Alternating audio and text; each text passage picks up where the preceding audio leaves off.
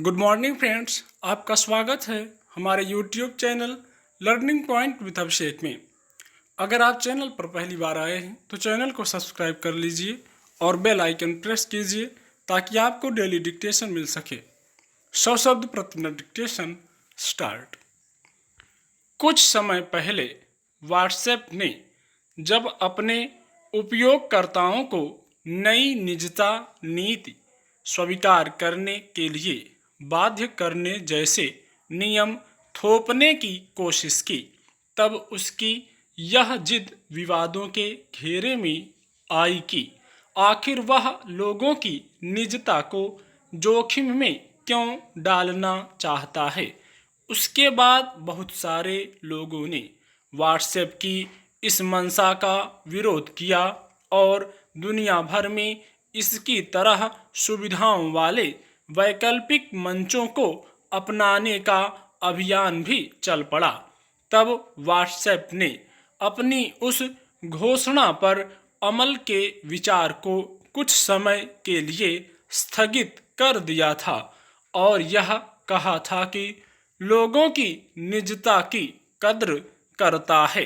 लेकिन अब हाल ही में फिर उसने यह कहा कि उसकी निजता नीति को स्वीकार नहीं करने पर कुछ सुविधाएं बंद कर दी जाएंगी।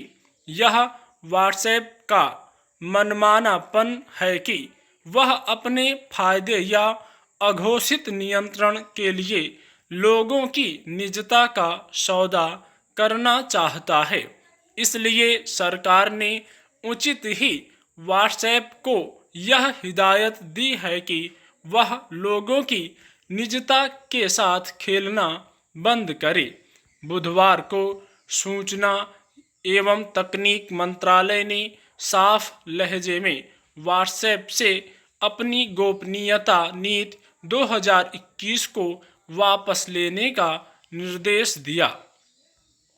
दरअसल मंत्रालय का यह मानना है कि व्हाट्सएप की ओर से निजता नीति में बदलाव गोपनीयता और आंकड़े या ब्यौरों की सुरक्षा के मूल्यों को कमजोर करते हैं और इस तरह वे भारतीय नागरिकों के अधिकारों को नुकसान पहुंचाते हैं।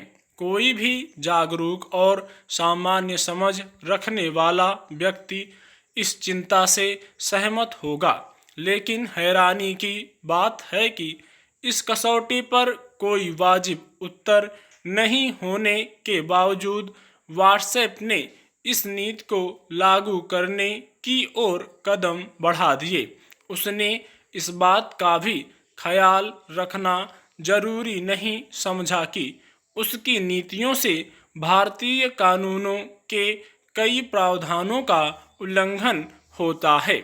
इसलिए स्वाभाविक ही मंत्रालय ने व्हाट्सएप को नोटिस का जवाब देने के लिए 7 दिन का समय दिया है और संतोषजनक उत्तर नहीं मिलने पर कानून के मुताबिक जरूरी कदम उठाने की बात कही है।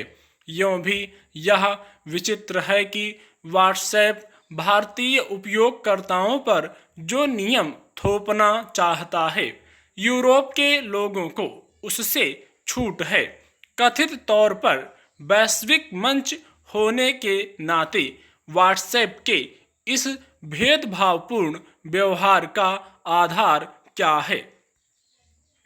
किसी सार्वजनिक मंच के उपयोग का मतलब यह नहीं हो सकता कि उसके संचालकों को उपयोगकर्ताओं की निजता पर निगरानी रखने और उसका मनमाना इस्तेमाल करने का अधिकार मिल जाए।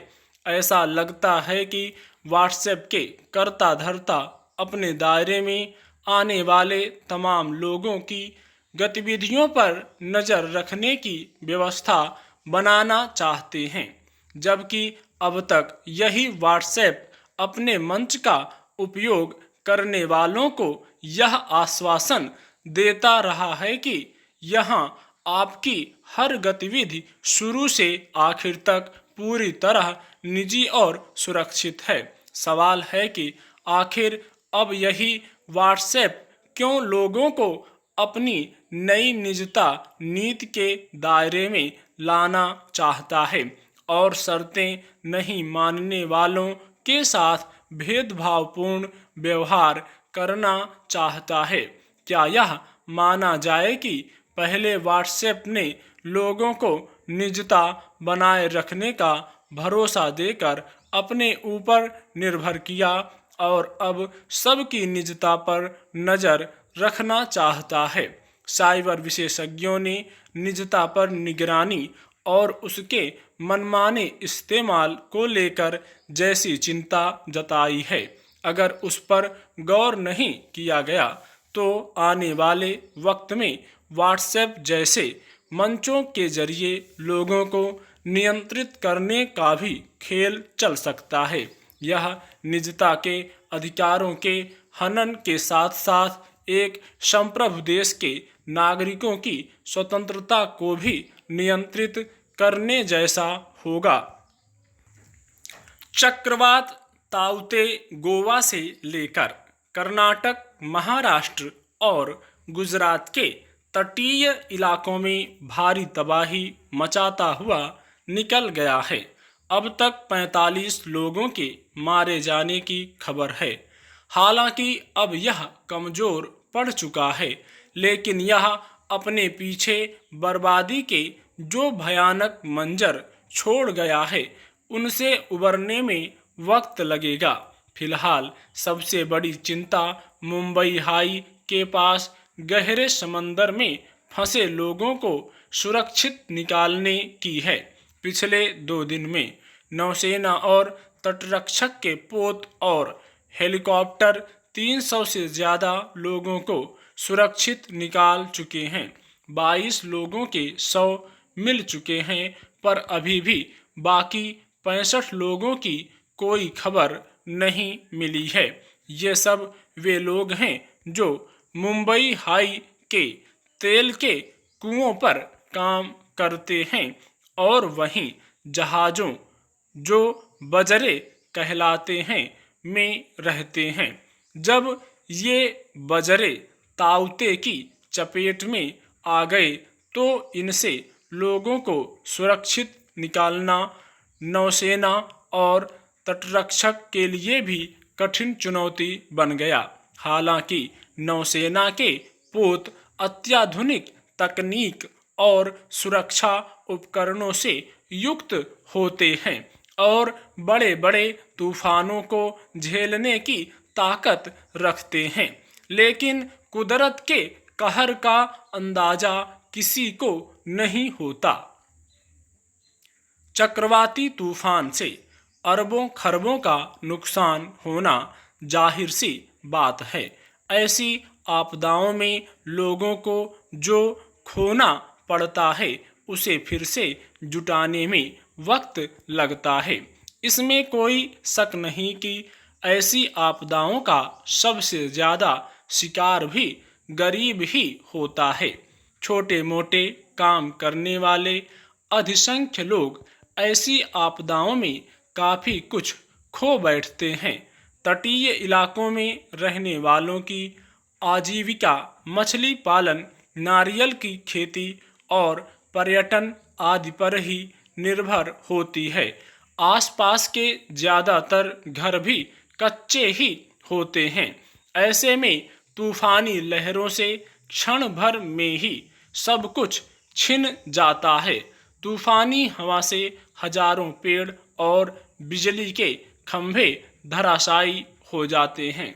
इससे बिजली और संचार व्यवस्थाएं ठप हो जाना लाजिमी है।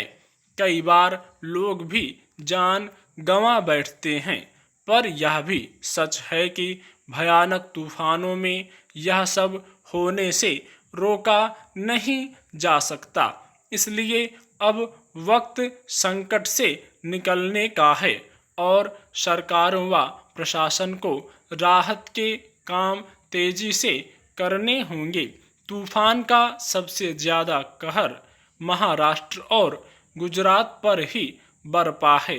गुजरात के अमरेली, गिर सोमनाथ, पोरबंदर, राजकोट, भावनगर जैसे तटीय जिलों में हुई तबाही ताउते की ताकत को बताने के लिए काफ़ी है। मुंबई भी तूफानी लहरों और हवाओं से हिल गया। हालांकि तूफान का असर व्यापक रूप से उत्तर भारत के कई हिस्सों में पड़ा है और अचानक बना बारिश का मौसम इसी का परिणाम है। स्टॉप।